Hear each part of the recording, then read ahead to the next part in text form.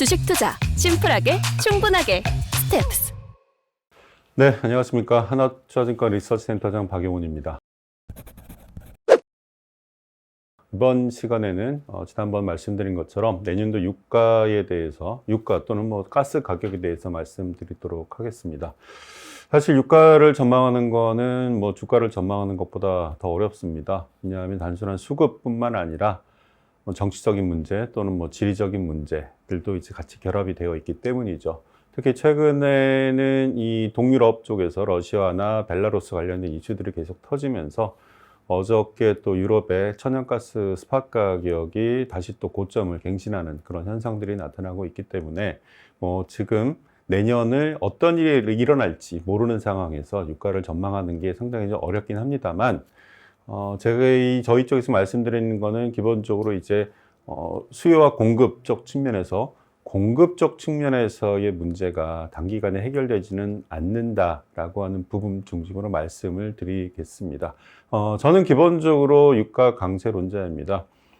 이 프로그램에서도 몇 번 언급드렸던 것 같은데, 저는 2023년도 전후에는 유가가 다시 이제 100불대까지 갈 거다라고 하는 말씀을 좀 드렸던 기억이 나는데요. 왜 그런 생각을 하냐 하면, 먼저 이 그림을 좀 봐주시면요. 이 그림은 글로벌 에너지 기업들이 이제 신규 유전이나 가스전을 찾기 위해서 투자된 금액입니다. 2014년도에 대략 한 8천억 달러 조금 안 되는 금액이 투자가 됐습니다만은 작년 그리고 올해 같은 경우는 이게 4천억 달러 내외 수준으로 반토막 정도가 나버렸죠.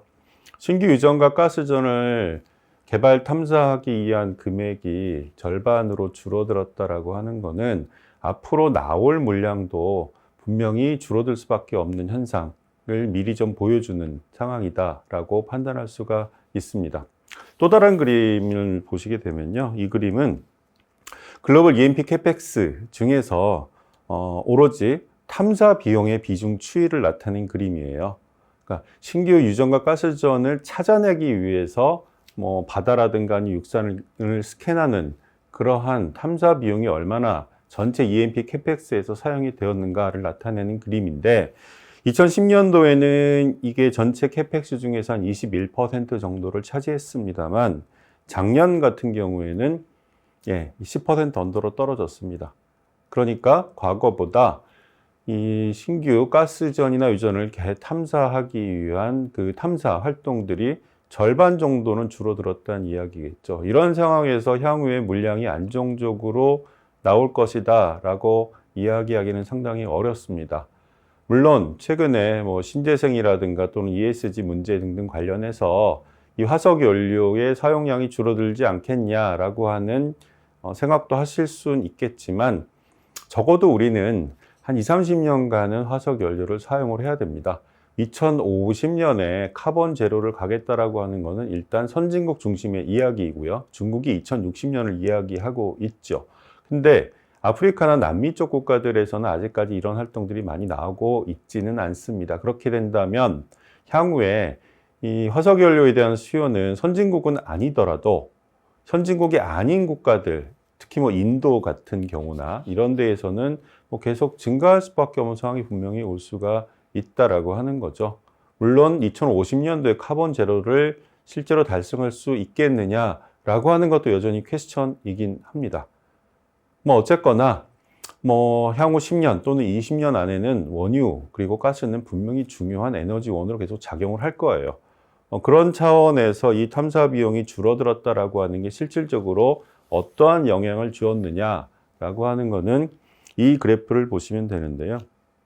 이 그래프는 뭐냐면은 매해 새롭게 발견된 원유 리저브를 당해 원유 소비량으로 나눈 값인데요. 2001년도부터 쭉 그래프를 보시다 보면은 한 번도 이게 마이너스를 간 적이 없습니다. 그런데 2015년도에 마이너스를 처음 한번 찍었고요. 그리고 2019년, 20년에도 마이너스를 찍었습니다. 이거는 우리가 1년간 소비한 양이 당해년도 신규로 발견한 양보다 더 많다. 즉 리저브가 줄었다라고 하는 이야기인 거고요. 21년도 올해도 당연히 이 수치는 마이너스로 갈 수밖에 없습니다.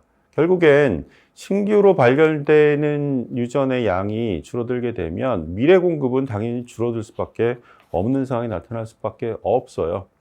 그리고 이런 것들을 또 다르게 우리가 확인해 줄 수 있는 지표는 이 그림이죠. 이 그림 같은 경우에는 UCCI라고 하는데 풀어서 말씀드리면은 업스트림 캐피탈 코스트 인덱스, 그러니까 신규 유전과 가스전을 개발하기 위해서 투자된 단위당 금액을 지수화한 거죠.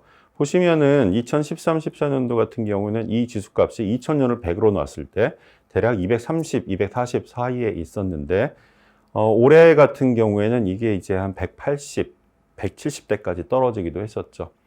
그러니까 신규 활동들이 많이 줄어들었기 때문에 나타난 현상이고, 이게 이제 혹시 아실 수도 있겠지만은 미국의 헬리버튼 같은 데들이 바로 이러한 인덱스에 직접적 영향을 받는 회사인 거죠. 그러니까 신규 탐사 활동이 계속 말씀드리지만 많이 감소했다라고 하는 부분입니다. 자, 그러면 현재 유가도 브렌트 기준 75불대 내외 수준까지 올라왔고 WTI도 70불이 좀 넘어선 상태. 천연가스 가격 같은 경우에는 스팟 가격 같은 경우는 지금 아시아 기준으로 한 35불 정도 수준입니다. 이게 작년도 이맘때 때 한 4불 정도였었던 걸 감안하면은 9배 가까이 오른 거죠. 자, 그러면 지금은 이게 많아질 수 있지 않을까? 신규 유전 가스전 개발을 위한 투자 금액이 향후에 증가하지 않겠냐라는 생각할 수도 있어요. 그런데 ESG 이슈가 계속 얘기가 나오고 있죠. 그리고 에너지 기업들이 올해 하반기에는 돈을 벌었습니다만은 과거 대비했을 때는 캐시플로우가 많이 망가진 것도 분명 맞아요. 예를 들어서 2010년과 14년 이 5년간 엑슨이나 쉐브론, 토탈과 같은 글로벌 7개 IOC 기업들이 5년간 벌어들인 영업이익의 합산치가 대략 9,400억 달러 정도 됩니다. 그런데 2015년도부터 2020년까지 6년간 이들 7개 기업이 벌어들인 영업이익의 합산치는 1,790억 달러 수준이에요. 5분의 1 이하로 줄었습니다. 당연히 차입금은 증가할 수밖에 없을 것이고, 차입금이 증가하고 영업이익이 깨졌으니까 차입금이 증가하게 되고, 그러면 돈은 계속 필요하잖아요. 그러면 계속 돈을 빌려야 되겠고, 그러면 부채 비율은 증가할 수밖에 없고 재무 구조는 깨져나갈 수밖에 없죠. 게다가 ESG 이슈로 인해서 신규로 오일앤가스를 개발하기 위해서 자금을 투자하는 것도 제약을 받고 있습니다. 이들 7개 기업의 그 무디스 기준의 신용등급 추이를 나타낸 게 이 그래프인데요. 보시면은 1995년도에 이들 7개 기업의 무디스 신용 평균 레이팅이 AA 수준이었습니다. 100점 만점으로 환산하자면은 95점이었고요. 올해는 어떠냐? 싱글 A1까지 떨어졌습니다. 100점 만점으로 환산하면은 80점입니다. 자, 그러면 일단 캐시플로우는 과거 대비 많이 줄었죠. 올해 하반기에 돈은 벌었겠지만은, 그러면 이들 기업들은 앞으로 어떤 활동을 해야 되겠습니까? 일단 배당을 늘려야 될 거고요. 그리고 재무 구조도 개선을 해야 되겠죠. 많은 돈을 과거처럼 투자할 수도 없어요. 화석연료에. 왜? ESG라고 하는 부분이 있기 때문에 많은 돈을 또 화석연료에 투자하게 되면 레이팅이 또 떨어질 수도 있습니다. 그렇기 때문에 이들 기업들은 신재생 전환의 속도를 높이고 있는 상황이기도 하고, 또 달리 생각해 보면 이들 기업들도 분명히 원유 리저브를 현재 가지고 있어요.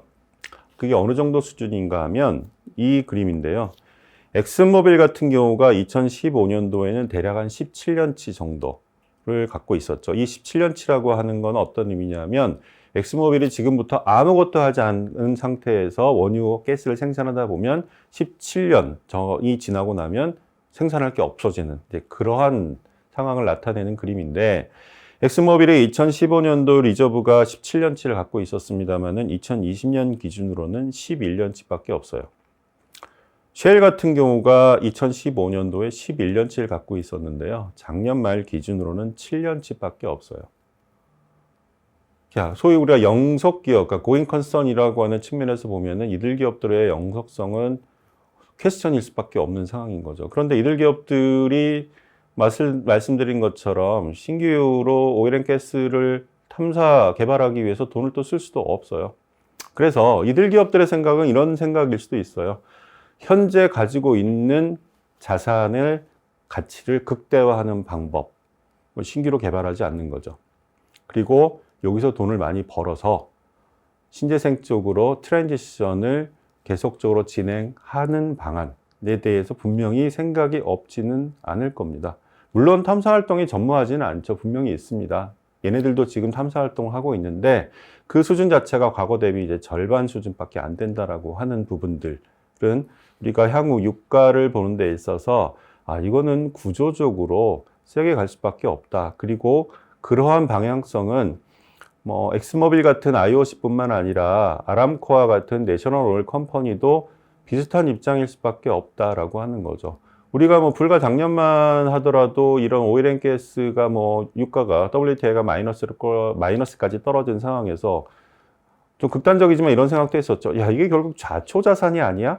라는 생각들을 많이 했었는데 이게 불과 이제 한 해가 지나고 나서는 좌초자산이라는 성격보다는 어차피 우리가 계속 쓸 건데 향후 한 1, 20년간은 이게 충분하지가 않네. 그러면 이게 좌초자산이라기보다는 캐피탈 게인을 극대화할 수 있는 자산 성격을 가지고 있다라고 하는 측면에서 이들 에너지 기업들이 이러한 부분에 대한 접근이 나타나고 있는 게 아닐까라는 생각도 합니다. 미국 같은 경우가 원유 생산량이 2010년도 이후부터 많이 증가하기 시작해서 2020년도 같은 경우는 일간 한 1350만 배럴대까지 생산량이 늘었습니다만 지금 같은 경우는 한 1150만 배럴, 200만 배럴 정도가 부족한 상태예요. 그러면 작년에 마이너스 유가에서 올해 그래도 70불대까지 올라왔으면 원유 생산량이 늘어야 되겠습니다만은 미국의 생산량은 계속 1150만 배럴대에서 유지가 되고 있어요. 이들도 나름대로 분명한 이유는 있습니다. 그동안 돈을 못 벌었기 때문에 지금 돈을 벌어서 배당도 줘야 되고 재무구조도 개선을 해야 됩니다. 그래서 적극적인 투자가 힘들어요. 그거를 보여줄 수 있는 지표가 바로 이 그림인데 이 그림 같은 경우는 매 분기 미국의 그 셰일 오일 기업들의 캐펙스와 그리고 드릴드 웰이라고 하는 것의 지표값입니다. 막대 그래프가 캐펙스이고요. 그리고 이제 실선으로 나타낸 그림이 매 분기 드릴드, 그러니까 셰일 오일을 개발하기 위해서 땅에 구멍을 뚫은 그 횟수인데 캐펙스의 추이와 드릴드 웰의 넘버가 거의 일치하죠. 예를 들어서 2014년도랑 비교해 보면은 드릴드 웰의 규모가 거의 5분의 1 수준까지 떨어졌어요. 이 얘기는 향후에 미국의 원유 생산량이 증가할 가능성이 높지 않다라고 하는 것을 보여주는 거고, 실제 이들 업체들도 IR 활동을 통해서 하는 얘기가 일단 지난 몇 년간 배당을 못 줬어요. 배당 줘야 돼요. 재무구조 개선해야 돼요. 라고 하는 거죠. 말씀드린 다른 나라들, 다른 기업들의 상황과 똑같은 현상도 미국에서 벌어지고 있습니다. 30년 후에는 안 쓸 수도 있겠지만은 20년대 향후 20년까지는 분명히 써야 되는 자원, 이 자원의 가치를 극대화하기 위해서는 내가 새로운 거를 발견하고 내가 새로운 걸 찾아내서 시장에 공급하기보다는 기존의 이 기확보한 자산의 가치를 극대화하는 방향으로 갈 가능성이 매우 높다라고 하는 측면이 크기 때문에 저는 올해도 유가가 지금 75불대 수준입니다만 2023년경 전후로는 다시 100불대는 분명히 갈 것이다라는 나름대로의 확신을 가지고 있습니다. 물론 안 갈 수도 있습니다만은 그게 90이냐 100이냐 그 차이는 크진 않은 것 같고요. 어쨌든 구조적으로 에너지 가격은 강세로 계속 갈 가능성이 매우 높다라고 하는 판단입니다. 특히 또 한 가지 우려스러운 부분은 뭐냐면 미국 쪽에서 현재 발생되고 있는 에너지 수출 제한 가능성이에요. 사실 천연가스 같은 경우는 미국이 수출을 시작한 지가 몇 년 안 됐어요. 그런데 불과 6, 7년 만에 올해 기준으로 세계 1위 천연가스 LNG 수출국인 카타르와 호주를 올해 가볍게 제껴버렸습니다. 그러다 보니까 미국 가스 가격도 올라가게 되고 이런 현상들이 나타나게 됐는데 이제 미국 민주당 집권당 쪽에서는 이 가스 수출에 대해서 제한을 하고자 하는 움직임도 나타나고 있습니다. 미국이 에너지를 수출한 거는 2016년도부터입니다. 오래된 과거가 아니에요. 다시 쟤네들은 막을 수도 있어요. 그렇게 되었을 때는 우리 입장에서는 상당히 힘들어질 수도 있는 상황이 올 수도 있겠죠. 물론 그렇게까지는 가겠냐라고 저도 생각을 합니다만 그러한 가능성도 염두에 둘 필요는 있겠다. 어쨌거나 제가 뭐 유가의 바운더리를 말씀드릴 수는 없습니다만은 2023년 전후로 분명히 100불은 유가 기준으로는 찍을 수밖에 없다. 현재 천연가스를 유가로 환산하게 되면은 200불이 넘어가는 수준입니다. 사상 최고가죠. 이것도 뭐 저도 마찬가지입니다만 그 누구도 예상하지 못했던 현상들인 것들이 나타나고 있으니까 유가에 대해서도 좀 불리시한 생각을 저는 좀 가지고 있습니다. 오늘 준비한 내용은 여기까지 이고요. 다음 시간에는 최근에 신재생 쪽에서 나타나고 있는 뭐 재밌는 현상들에 대해서 좀 말씀드리도록 하겠습니다. 네, 감사합니다.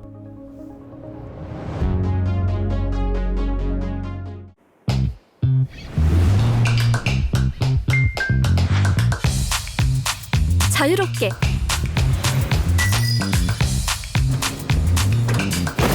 편리하게 간결하게 그랬더니 집중 투자의 핵심에 집중하다 우리는 심플 그러나 충분 주식 투자 심플하게 충분하게 스텝스